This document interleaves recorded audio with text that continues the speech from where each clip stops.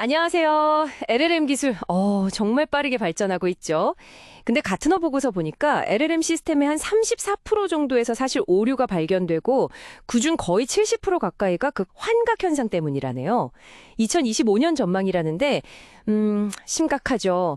그래서 오늘은 여러분이 보내주신 자료들 가지고 바로 이 문제, 오아습 LLM 탑10에서도 LLM 공구로 딱 꼽힌 허위 정보 문제에 대해 좀 깊게 파헤쳐 보려고 합니다. 도대체 LLM은 왜 이런 오류를 만드는 건지, 또 이게 실제로는 어떤 문제를 일으키는지, 그래서 우리는 어떻게 해야 하는지 그 핵심만 좀 짚어볼게요. 자, 한번 시작해볼까요? 먼저 제일 궁금한 건데요. LLM이 왜 이렇게 종종 사실이랑 다른, 근데 또 그럴듯한 가짜 정보를 만들어내는 걸까요? 이게 그냥 뭐 버그 같은 건가요? 네. 아주 중요한 질문 주셨네요. 이걸 단순히 버그라고만 보기는 좀 어렵고요. LLM이 작동하는 방식 자체랑 관련이 깊다고 봐야 합니다. 크게 보면 한 세 가지 원인을 생각해 볼 수 있어요. 첫째는 역시 그 환각. 다들 들어보셨죠? 그러니까 학습 데이터에는 없는데 그냥 통계적으로 제일 그럴듯해 보이는 단어들을 막 조합해서 마치 사실인 것처럼 지어내는 거예요.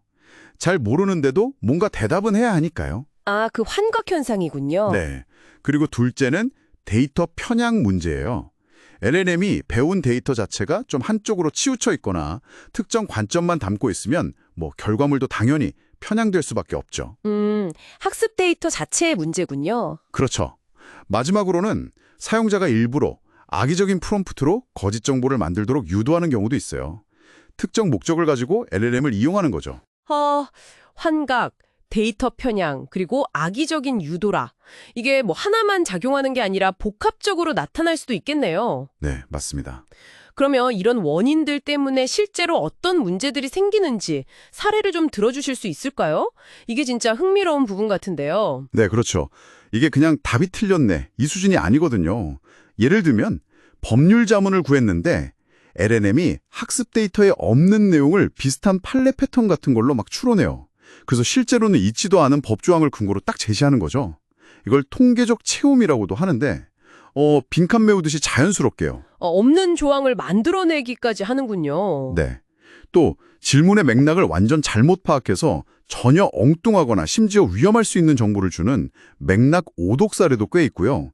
실제 암 환자 진단 관련해서 부적절한 민간요법 같은 걸 추천했던 그런 사례도 보고된 바 있습니다. 와, 심각한데요. 더 심각한 건 이제 의도적 조작이죠. 특정 프롬프트를 교묘하게 써서 정치적인 선동이나 금융사기 이런 걸 목적으로 가짜 뉴스를 그냥 대량으로 찍어내는 겁니다. 이런 허위 정보 때문에 실제로 2024년 일본에서 의료 오진 관련 소송이 있었고요.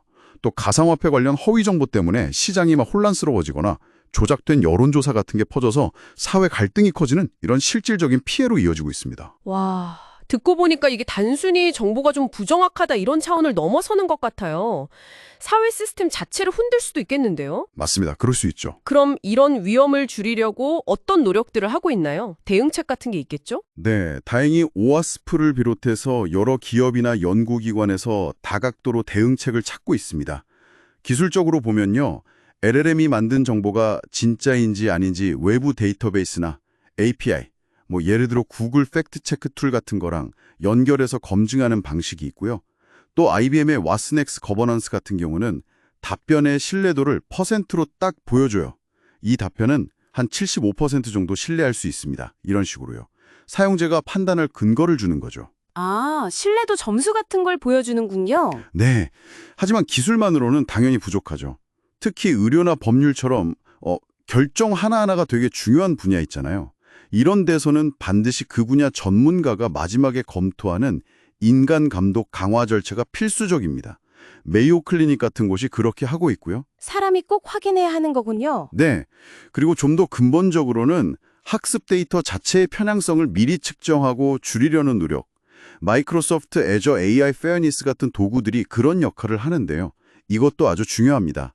데이터 단계부터 좀 공정하게 만들려는 거죠. 기술적인 검증도 하고 사람도 보고 데이터 자체도 관리하고 여러 겹으로 안전장치를 두는 거군요. 그렇죠. 다층적인 방어가 필요한 거죠. 그럼 앞으로 이 LLM의 허위 정보 문제 이거 완전히 해결될 수 있을까요? 이런 모든 노력들이 결국 뭘 의미하는 건지 좀 더 큰 그림에서 설명해 주실 수 있을까요? 결국 이 허위 정보 문제는요. LLM이라는 게 워낙 강력한 도구잖아요.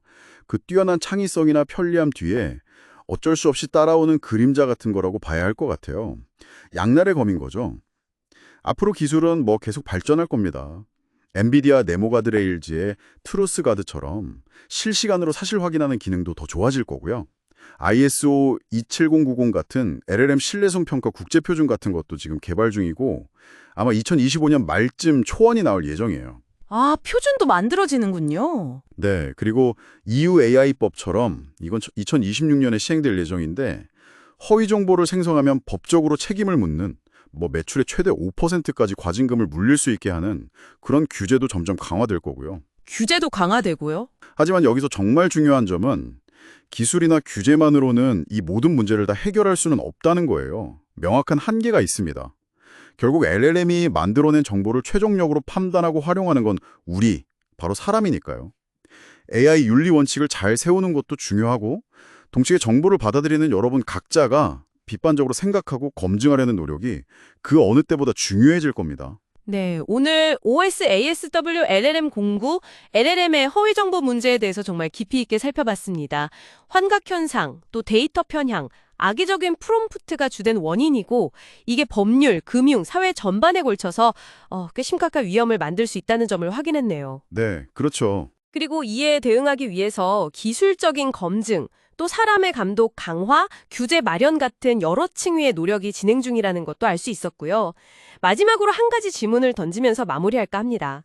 여러 가지 검증 장치가 앞으로 더 도입된다고 해도 LLM은 본질적으로 방대한 데이터 속에서 통계적인 패턴을 학습해서 결과를 내놓는 거잖아요. 그렇다면 특히 뭐 건강 문제라든지 아니면 재산, 법적인 권리처럼 우리 삶에 정말 중요한 영향을 미치는 결정을 내려야 할 때 우리는 과연 AI가 주는 정보를 어디까지 믿고 활용해야 할까요? 이 질문에 대한 답은 아마 여러분 각자가 앞으로 계속 고민하면서 찾아가야 할 숙제가 아닐까 싶습니다.